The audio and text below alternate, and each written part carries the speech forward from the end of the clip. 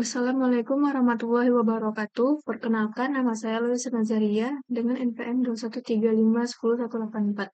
Di sini saya akan menyimak dan mempelajari dari materi pertemuan 9 yaitu RESTful API. Baiklah, langsung saja kita mulai. Halo teman-teman, selamat datang di course RESTful API, di mana di sini kita akan bahas tuntas ya tentang RESTful API.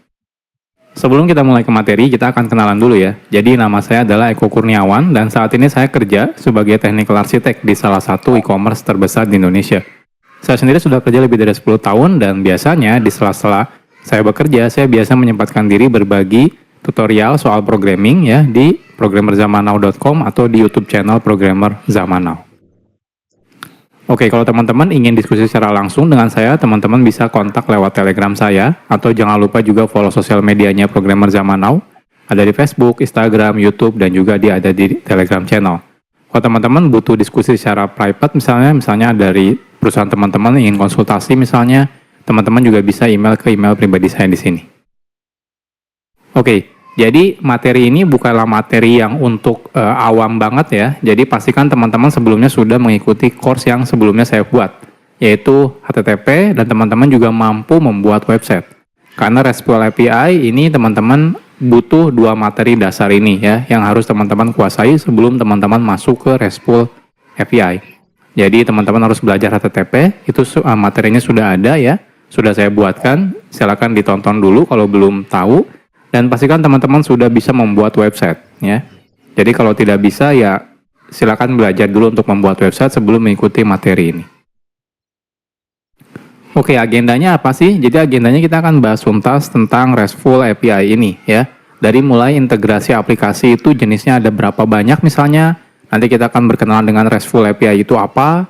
Nanti kita akan berkenalan dengan resource naming, versioning, API documentation, dan masih banyak. Kita bahas tuntas ya tentang RESTful API. Oke, nggak perlu berlama-lama intronya, kita akan langsung masuk ke materi.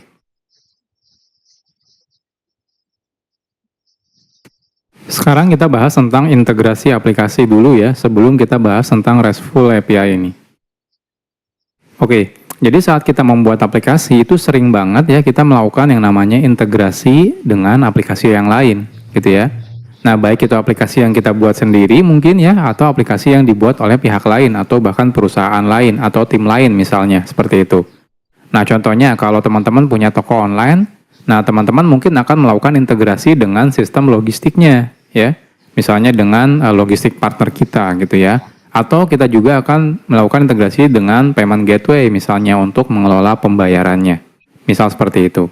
Nah, saat kita membuat aplikasi contohnya belajar online, maka kita akan berintegrasi misalnya dengan payment gateway juga ya.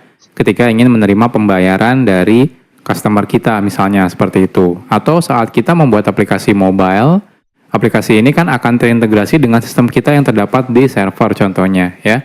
Yaitu untuk mengirim data atau mengambil data. Jadi yang namanya integrasi antar aplikasi itu pasti sekarang akan selalu kita temui ya di kasus apapun itu. Oke, secara garis besar ya, terdapat 4 cara melakukan integrasi antar aplikasi ya. Ini saya ambil 4 cara ini dari materi buku Enterprise Integration Pattern ya. Jadi ada 4 cara. Yang pertama itu adalah file sharing ya. Yang kedua itu ada namanya database sharing. Yang ketiga adalah remote procedure invocation.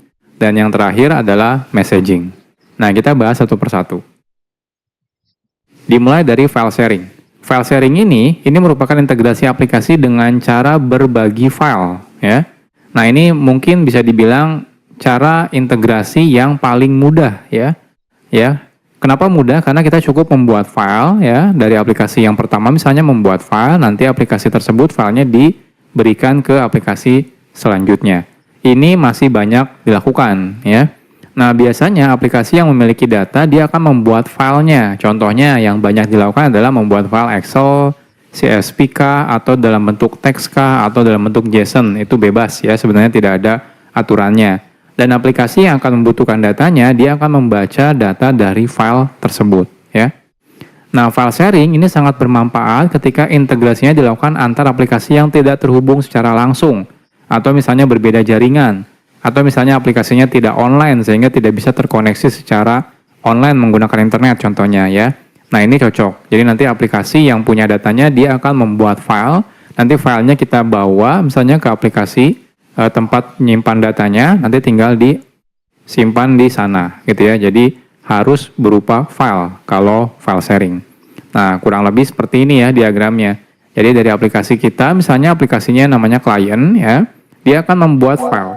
Nanti file ini gimana caranya dibawa ke tempat server, nanti dari server ini yang akan load data dari file ini atau membaca data dari file ini. Jadi seperti ini. Jadi medianya adalah file. Nah, selanjutnya ada yang namanya database sharing. Kalau database sharing ini merupakan integrasi antar aplikasi yang memanfaatkan database atau sistem basis data ya untuk berbagi datanya. Nah, database sharing sangat mudah dilakukan ketika aplikasinya berada di tempat yang sama dan bisa mengakses database yang sama. Jadi kalau aplikasinya mungkin aplikasi kita ya, kita punya dua aplikasi, dua-duanya di tempat yang sama misalnya, di jaringan yang sama dan bisa mengakses database yang sama. Nah, ini bisa kita lakukan yang namanya database sharing. Kalau misalnya kondisinya tidak terkoneksi, maka kita tidak bisa melakukan database sharing. Yang bisa kita lakukan adalah file sharing ya. Tapi kalau terkoneksi dan bisa connect ke database yang sama, itu bisa menggunakan database sharing. Ya. Aplikasi hanya perlu menyimpan data ke database, contohnya dari aplikasi kliennya, dan secara otomatis aplikasi yang lain, ya, yang membutuhkan datanya, dia bisa baca data tersebut langsung dari database. Ya. Jadi kurang lebih seperti ini diagramnya. Ya. Jadi dari aplikasi klien, contohnya dia akan menulis datanya ke database-nya, dan otomatis si server langsung baca dari database. Jadi bedanya ini database, kalau yang sebelumnya file. Jadi ini juga contoh integrasi antar aplikasi. Cuma di sini kekurangannya adalah akhirnya klien dan server akan menggunakan database yang sama. Jadi kalau ada yang melakukan perubahan, contohnya ngerubah kolomnya, ngerubah tabelnya, maka itu harus hati-hati. Kenapa? Karena dua pihak ini harus diberitahu kalau ada perubahan. Karena kalau sepihak yang melakukan perubahannya, maka otomatis aplikasi yang lainnya akan terjadi error. Yang ketiga, namanya adalah remote procedure invocation atau ada juga yang bilang remote procedure call ya. Nah, remote procedure invocation merupakan mekanisme integrasi antar aplikasi dengan cara membuat yang namanya API ya. API itu singkatan dari Application Programming Interface. Nanti kita bahas di materi tersendiri ya. Nah, API ini bisa digunakan oleh aplikasi lain. Nah, aplikasi yang memiliki data ya, dia akan membuat API. Jadi yang membuat API itu adalah aplikasi yang memiliki datanya atau istilahnya yang mau diaksesnya atau yang mau dikirimkan datanya contohnya ya. Dan aplikasi yang membutuhkan akan menggunakan API tersebut untuk mendapatkan data dari aplikasi tersebut. Seperti itu. Atau kalau saya teman-teman bikin pokoknya siapa yang pasif ya, diam gitu ya. Nah, dia yang akan membuat API-nya. Nanti yang mengirim datanya atau mengirim datanya ke aplikasinya tersebut, nah dia yang akan bertugas menembak si API-nya. Nah, remote procedure invocation ini merupakan cara yang lumayan sulit sebenarnya, ya. Tapi saat ini sangat populer. Jadi sekarang ini yang paling populer itu adalah remote procedure invocation. Walaupun paling sulit ya, karena harus membuat dulu yang namanya API, tapi paling populer, ya. Nah, hal ini dikarenakan kalau kita menggunakan remote procedure invocation, integrasi bisa dilakukan dengan cara real time. Jadi saat ada perubahan data, itu bisa langsung dikirim ke servernya, seperti itu. Jadi real time. Kalau misalnya file, itu otomatis tidak real time.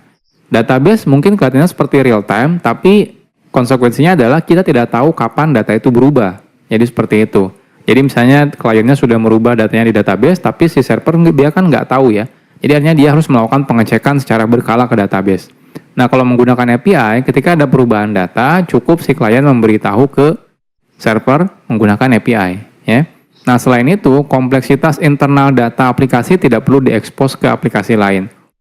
Jadi, kalau dari server, tabelnya bentuknya seperti apapun, ya tidak perlu diketahui lagi bentuk internal kompleksitasnya oleh si klien. Oke, nah, kalau digambarkan seperti ini, jadi dari klien itu cukup nembak ke server secara langsung. Jadi tidak perlu media perantara seperti file atau database. Dan ini menggunakan API. Nah, artinya si server ini kalaupun dia memanage datanya gitu ya, itu sekompleks apapun, klien tidak perlu tahu. Kenapa? Yang klien tahu pokoknya harus mengirim menggunakan API seperti itu. Ya. Jadi ini remote procedure invocation. Nanti untuk lebih detail kita bahas ya. Oke, dan yang terakhir ada yang namanya messaging. Messaging merupakan cara integrasi aplikasi yang memanfaatkan aplikasi lain ya, namanya adalah message broker atau message bus ya. Nah, aplikasi yang memiliki data akan mengirimkan data ke aplikasi message broker. Dan aplikasi yang membutuhkan data, dia akan mengambil dari message broker. Ini lebih terlihat seperti database sebenarnya. Cuma agak sedikit berbeda ya antara database dengan message broker. Jadi messaging ini sekilas mirip dengan remote procedure invocation sebenarnya. Namun yang membedakan adalah messaging tidak real time. Jadi kalau API atau remote procedure invocation ketika kita nembak dari klien ke server itu real time. Jadi langsung gitu ya. Artinya kalau misalnya ada respon sukses atau gagal langsung tahu saat itu juga. Nah, kalau misalnya menggunakan messaging itu dia tidak real time. Saya kirim sekarang dari klien mungkin dapatnya 2 atau 3 detik kemudian dari sisi servernya. Jadi tidak real time, ada istilahnya delay gitu ya. Nah, jadi kadang butuh waktu sampai data tersebut sukses diterima oleh aplikasi yang menerimanya. Atau sederhananya, kalau misalnya messaging itu prosesnya adalah asinkronus ya. Sedangkan kalau remote procedure invocation itu adalah sinkronus ya. Kalau sinkronus intinya ditunggu sampai selesai atau sampai sukses. Kalau misalnya asinkronus itu dikirim nggak ditunggu lagi gitu ya. Jadi dibiarkan aja. Kurang lebih seperti ini. Jadi mirip mungkin seperti database ya.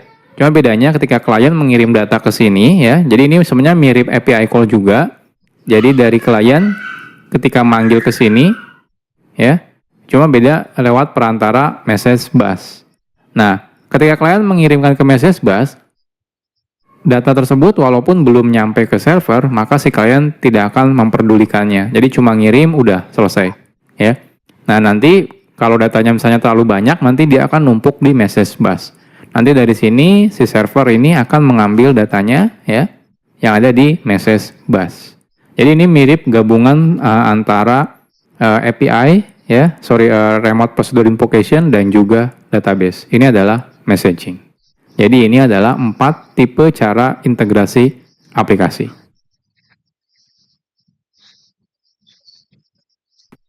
Sekarang kita akan berkenalan dulu dengan API.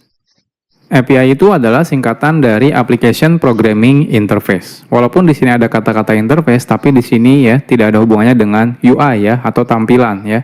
Jadi tolong jangan disalahpahami. Nah, API ini adalah perantara yang menghubungkan satu pihak dengan pihak yang lain agar bisa saling berkomunikasi. API berisi kumpulan prosedur atau juga function atau cara komunikasi atau peralatan untuk melakukan komunikasi ya. Nah, pihak yang terlibat di dalam API itu bisa aja dalam bentuk perangkat lunak atau juga perangkat keras ya. Nah, API sebenarnya mirip dengan remote procedure invocation gitu ya. Hanya saja sekarang ya lebih populer orang memanggilnya adalah API. Padahal sebenarnya itu adalah remote procedure invocation ya. Jadi kalau ditanya apa bedanya ya sebenarnya sama aja ya remote procedure invocation dengan API. Oke, jadi diagramnya seperti ini ya. Ini beneran diagram remote procedure invocation. Jadi dari klien, kalau butuh komunikasi dengan server, maka di server dia akan bikin API di sini, di servernya ya, bentuknya API. Jadi nanti dari klien dia bisa terkoneksi ke server. Seperti itu. Oke, nah saat kita menggunakan sistem operasi, jadi kalau teman-teman pengen tahu ya, pengennya gimana sih, apa sih bentuk API contohnya? Jadi contohnya, kalau kita menggunakan sistem operasi kan tidak bisa langsung ya berkomunikasi dengan perangkat kerasnya.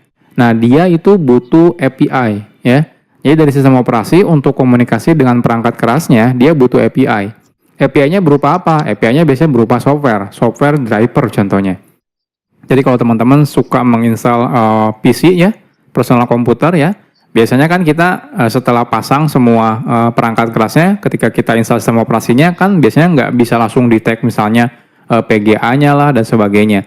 Itu biasanya kita butuh install drivernya. Nah, driver itu adalah API-nya gitu ya. Jadi orang selalu mikir kalau API itu adalah bentuknya adalah RESTful API, nggak juga gitu ya. Jadi sebenarnya seperti itu pun namanya adalah API ya. Jadi software yang digunakan agar bisa terintegrasi antara dua pihak, pihak sistem operasi dan pihak perangkat keras. Atau misalnya kita ingin berkomunikasi dengan aplikasi Facebook misalnya ya. Nah, kita akan membutuhkan API dari Facebook. Jadi kalau teman-teman bikin website, pengen login dengan Facebook, artinya kan teman-teman akan menggunakan API yang dibuat oleh Facebook untuk terintegrasi dengan Facebook-nya. Jadi ada API Facebook-nya, ada aplikasi kita, dan data yang di Facebook-nya. Jadi API Facebook itu mengintegrasikan aplikasi kita dengan Facebook itu sendiri. Jadi seperti itu. Jadi API itu memang digunakan untuk perantara dua buah pihak gitu ya. Dan masih banyak lagi contoh-contoh yang lainnya. Oke, ini adalah contoh implementasi API. Jadi kalau API itu kan simple ya, dia itu sebenarnya perantara ya antar dua pihak. Entah itu bentuknya seperti driver kah atau nanti perangkat lunak kah ya, dan bebas sebenarnya. Dan ini adalah contoh-contoh implementasi API. Contohnya adalah driver perangkat keras. Ini adalah API misalnya untuk sistem operasi agar bisa berkomunikasi dengan perangkat kerasnya ya. Atau ada juga yang namanya SOAP. SOAP itu singkatan dari Simple Object Access Protocol. Ini juga salah satu implementasi dari API ya. Atau ada yang namanya CORBA. Ini kalau dulu itu terkenal banget, tapi sekarang mungkin udah jarang digunakan ya. Ini adalah Common Object Request Broker Architecture. Nah, atau ada juga RESTful API yang sekarang kita akan bahas dan sekarang paling populer ya penggunaannya untuk implementasi API. Bentuknya adalah RESTful API. Ada yang lain juga, contohnya Apache Trip yang dibuat oleh Facebook ya. Digunakan untuk membuat API untuk komunikasi dengan database Apache Cassandra misalnya ya. Ada protokol buffer yang dibuat oleh Google. Ada juga gRPC yang dibuat oleh Google juga ya, yang sekarang lagi populer ya, terutama di bahasa pemrograman Golang misalnya. Dan lain-lain. Jadi semua ini adalah API sebenarnya ya. Cuma memang implementasinya beda-beda caranya, tapi intinya dia atau semua ini adalah API.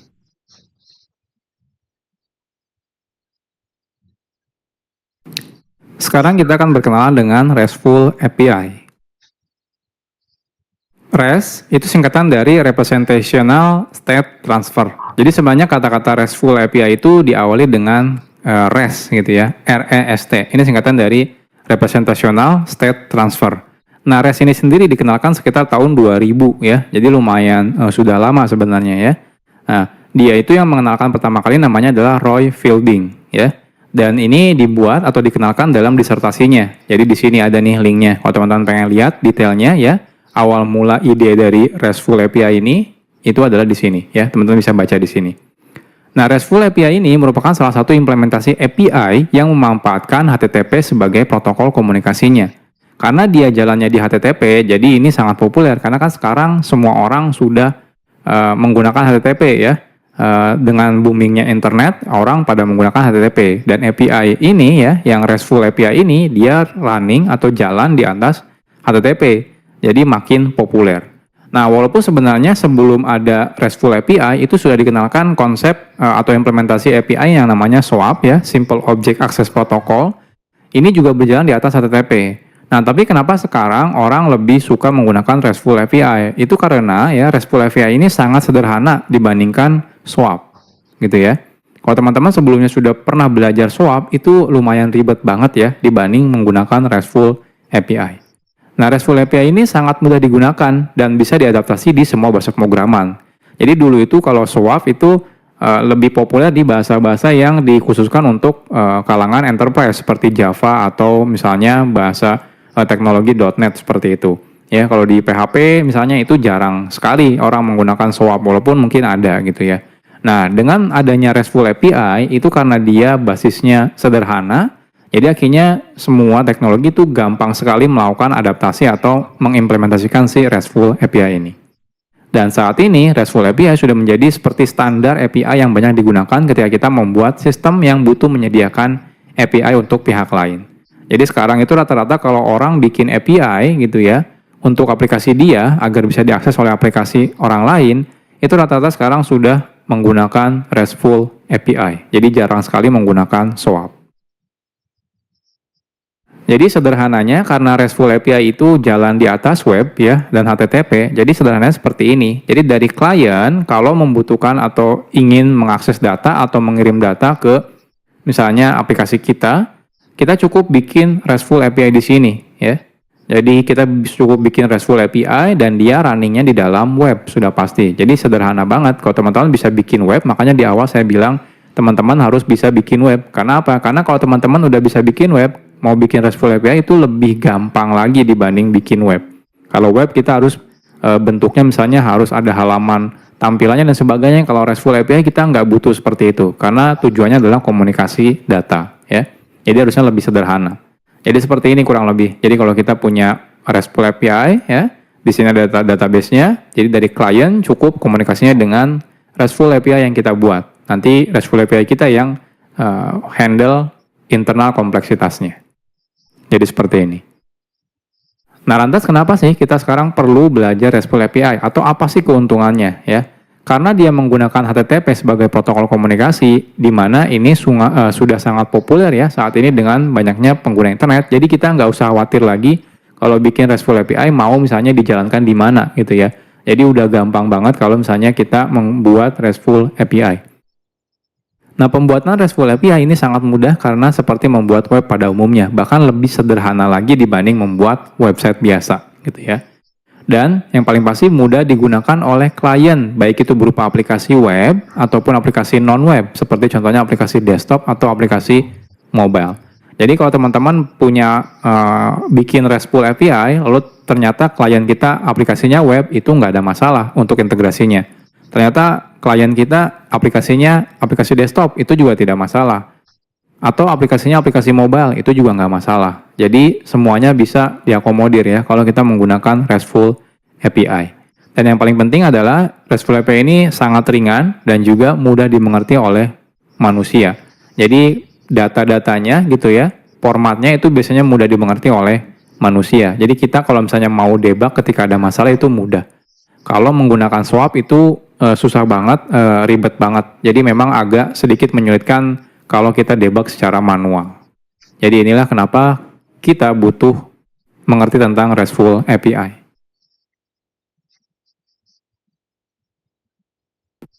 Sekarang kita bahas tentang architectural constraint. Jadi REST atau Representational State Transfer ini kan merupakan arsitektur pattern yang dikenalkan oleh Roy Fielding tahun 2000. Nah, REST ini didesain berjalan di atas HTTP, jadi seperti yang sudah kita bahas.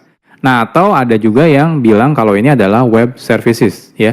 Jadi API web services. Jadi maksudnya apa web services itu? Jadi layanan yang berjalan di atas web atau API yang berjalan di atas web.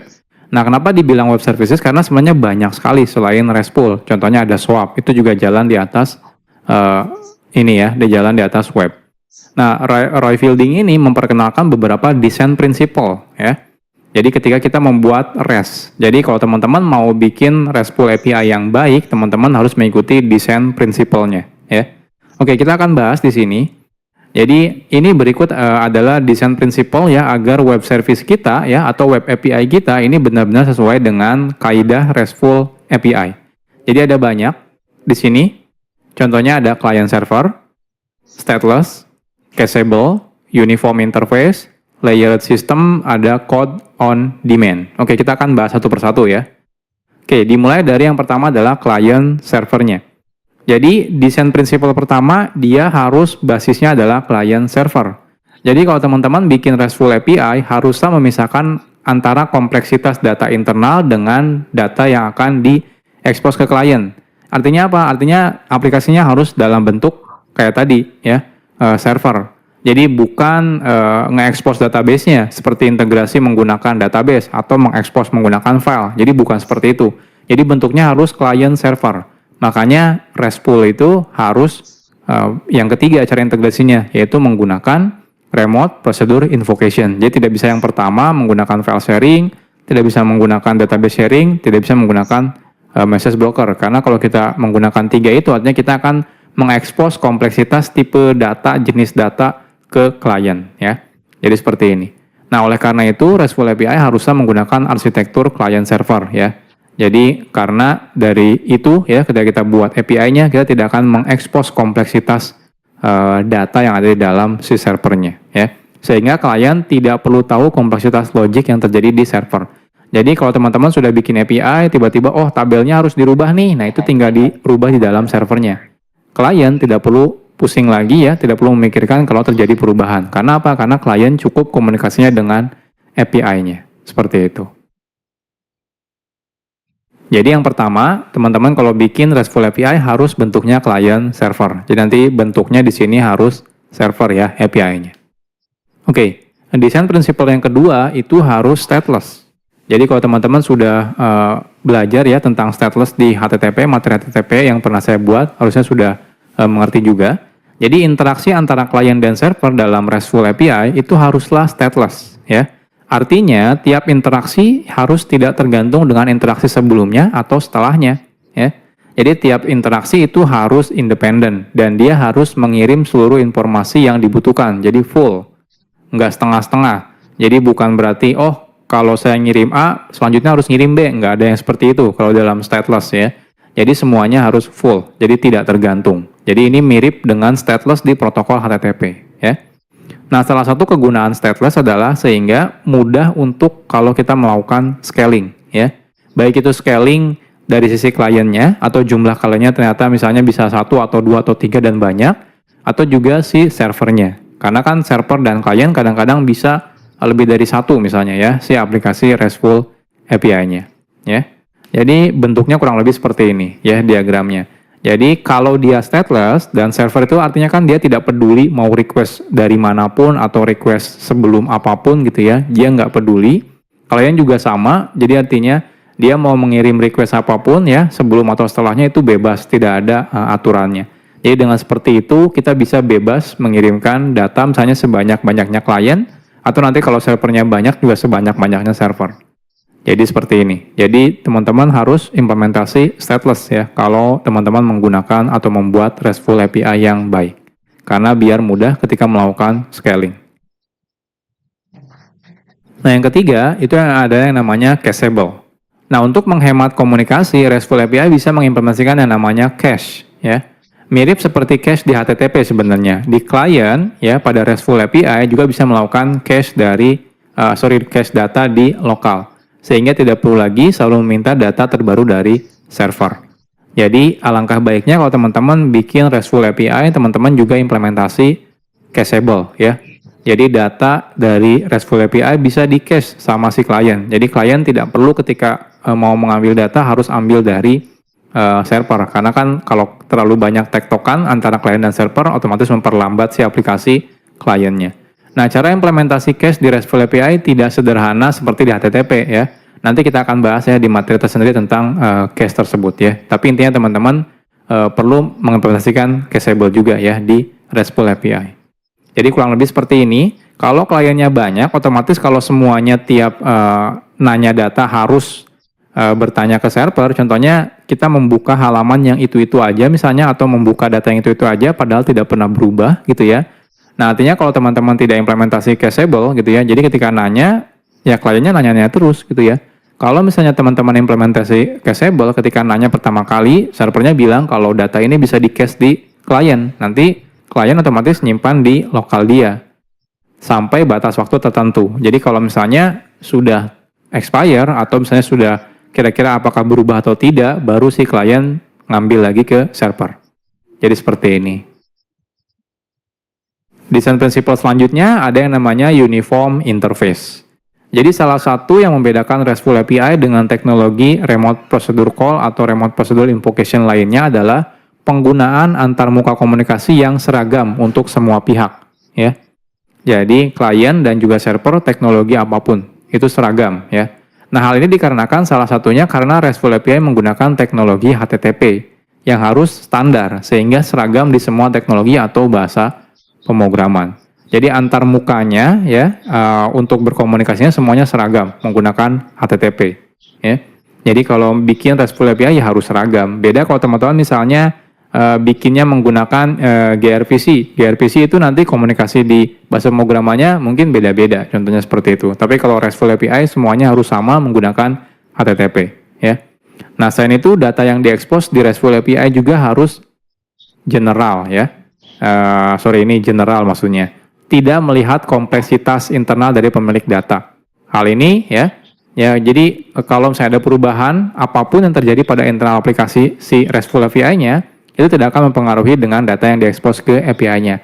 Jadi contohnya seperti ini deh. Jadi kalau teman-teman bikin tabel di database ya, nanti kan itu ada di dalam aplikasi RESTful API-nya, itu jangan expose bulat-bulat ke datanya. Kenapa? Karena kalau teman-teman nanti berubah tabelnya, otomatis kan respon datanya berubah juga.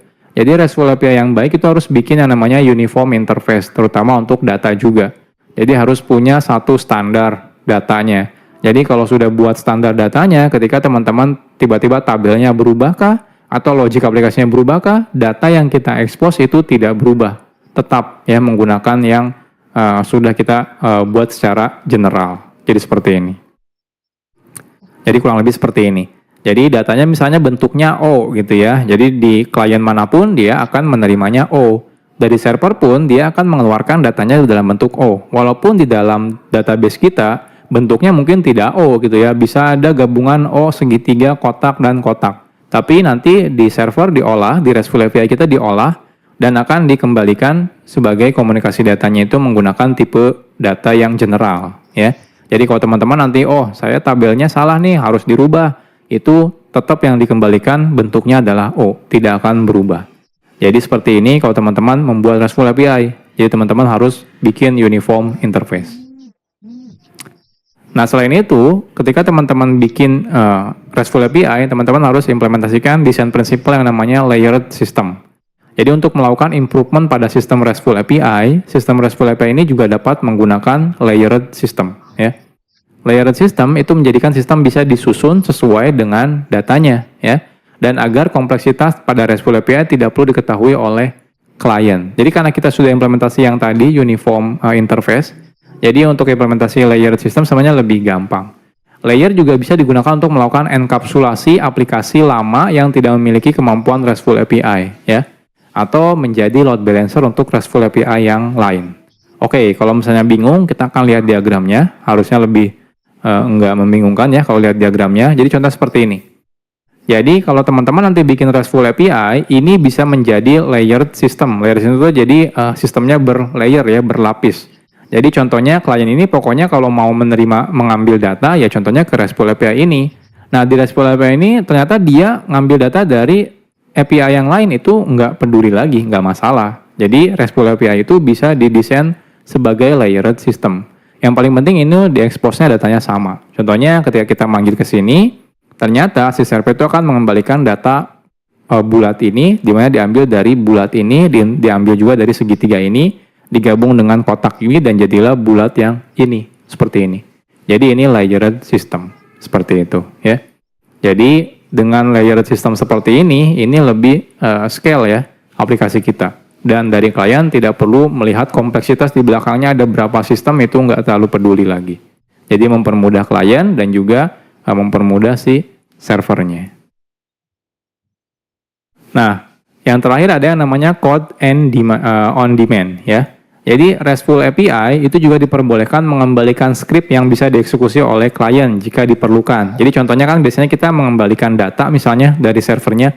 Kalau teman-teman pengen mengembalikan script itu boleh aja. Misalnya teman-teman mengembalikan script JavaScript, nanti JavaScript-nya dieksekusi oleh si kliennya. Itu sebenarnya boleh aja. Itu sering dilakukan di beberapa payment gateway misalnya ya. Itu ngelakuin seperti itu. Nah, hal ini bisa mempermudah dari sisi klien sehingga tidak perlu mengimplementasikan kode terlalu banyak karena kode bisa dikirim dari server. Jadi ketika ada perubahan kode cukup dilakukan di server, nanti server yang akan mengirim kodenya itu ke klien. Itu juga boleh ya. Nah, misal server mengembalikan kode JavaScript yang akan dieksekusi oleh klien web misalnya. Atau misalnya mengembalikan layout XML. Contohnya teman-teman pengen aplikasi Android-nya itu bisa berubah-ubah tampilannya dan diatur dari server misalnya. Jadi dari server cukup mengembalikan layout XML-nya, nanti otomatis di-render ya bentuk layout-nya itu tampilan aplikasinya oleh si aplikasi Android-nya. Itu juga bisa. Nah, tapi code on demand ini adalah desain prinsipal yang tidak wajib diimplementasikan. Karena mungkin kita ketika bikin aplikasi yang tidak butuh kemampuan untuk dieksekusi kodenya di klien, mungkin ya nggak butuh juga fitur seperti ini.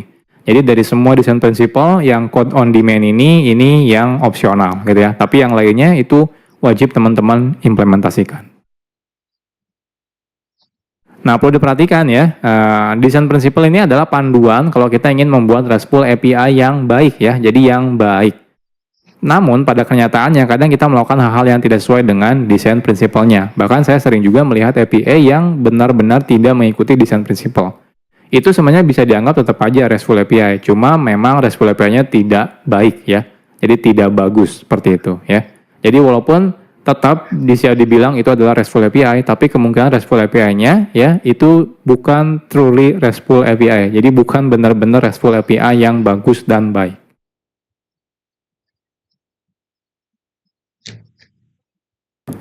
Sekarang kita akan bahas tentang resource naming. Banyak orang yang ketika membuat RESTful API itu biasanya asal membuat URL untuk RESTful API-nya. Nah, kita menandai sebenarnya kebanyakan orang resource naming dan web yang data. Jadi data itu kita panggil namanya resource. Dari mana kata resource ini? Ya dari URL itu sendiri. URL itu kan singkatan dari Unified Resource gitu ya. Jadi R-nya itu adalah resource. Jadi di sini pakainya adalah resource. Dan data ini bisa sifatnya satu data atau bisa banyak data ya. Nah, misalnya ya, kalau misalnya kita ada sebuah resource namanya adalah customers ya. Ini berarti kan lebih dari satu ya, atau jamak istilahnya. Ini adalah kumpulan dari data atau resource customer ya. Di mana customer itu adalah satu data yang merepresentasikan customer ya. Jadi biasanya untuk URL-nya itu biasanya menggunakan kata jamak ya. Jadi kalau datanya customers, ya customer ya, jadi pakainya adalah customers. Kalau datanya produk, biasanya pakai products, seperti itu. Jadi biasanya menggunakan kata jamak untuk nama resource-nya. Oke, ini adalah contohnya ya. Jadi saat teman-teman membuat sebuah URL untuk resource-nya atau penamaan resource naming-nya ya, itu selalu pastikan teman-teman menggunakan kata benda ya, bukan menggunakan kata kerja. Kenapa? Karena di sini adalah resource ya. Jadi memang datanya, bukan action-nya atau bukan kata kerjanya ya. Jadi saya sering menemukan developer atau programmer yang membuat URL untuk API itu bentuknya kata kerja. Contohnya get data, create data, itu nggak bagus sebenarnya ya. Yang bagus itu sebenarnya kita menggunakan kata benda. Jadi contoh ini yang baik ya, contoh yang benar. Jadi misalnya kita punya URL api.example.com/products. Seperti ini, ya. Lalu contohnya /members. Nah, seperti ini. Nah, pertanyaannya, kalau seperti ini bukannya malah membingungkan ya? Kalau misalnya yang di bawah, get all product misalnya, select members tabel, ini kan lebih dimengerti. Iya, memang lebih dimengerti kelihatannya dari segi URL-nya. Tapi ini tidak baik. Kenapa? Karena kan dalam web atau dalam HTTP kita sudah mengenal yang namanya HTTP method. Jadi harusnya untuk operasi jenisnya apa, itu harusnya dilakukan di HTTP methodnya. Jadi kalau HTTP methodnya adalah get, itu harusnya untuk mendapatkan data. Kalau HTTP methodnya adalah post ya, itu untuk membuat data. Kalau put itu untuk mengubah data, seperti itu. Kalau delete itu untuk menghapus data. Jadi jangan bikin URL-nya di sini get all product, get product by ID, delete product, update product, itu jangan seperti itu. Jadi itu nggak bagus ya. Ya teman-teman lakukan seperti ini ya. Jadi kalau get data product tinggal HTTP methodnya get, lalu di sini URL-nya products. Kalau update tinggal put atau patch, lalu di sini tetap products. Lalu kalau butuh ID nanti di belakangnya ada ID-nya di berapa. Kalau untuk delete juga sama ya. Di sini pakainya delete HTTP methodnya. Kalau untuk membuat produk baru, gunakan HTTP methodnya adalah post. Seperti itu ya. Jadi ini yang best practice-nya kalau teman-teman membuat URL atau resource naming. Nah, selain itu kalau teman-teman ada kebutuhan pembuatan datanya atau resource-nya itu ada hierarkinya, itu usahakan buat seperti ini ya. Jadi teman-teman bisa gunakan seperti ini contohnya. Jadi yang paling atas di sini contohnya products. Lalu di sini ada produk ID-nya, misalnya ID-nya berapapun itu. Kalau teman-teman ingin misalnya mendapatkan gambar dari sebuah produk, jadi teman-teman ambil products, ID-nya berapa, lalu di sini tinggal tambahkan /images. Jadi seperti ini. Atau kalau teman-teman punya data resource-nya adalah merchants, lalu di sini tinggal masukkan merchants, / di sini ID merchants-nya, /addresses. Untuk semua alamat merchant misalnya, seperti ini. Jadi kalau buat hierarki seperti ini. Jangan seperti ini yang di bawah ya. Jadi contohnya yang di bawah adalah product image, masukin product ID-nya. Merchant address, masukin merchant-nya. Jadi jangan seperti itu. Tapi harusnya product slash product ID-nya slash images. Seperti itu. Jadi gunakan hierarki kalau memang ada bentuk resource-nya atau datanya yang hierarki ya.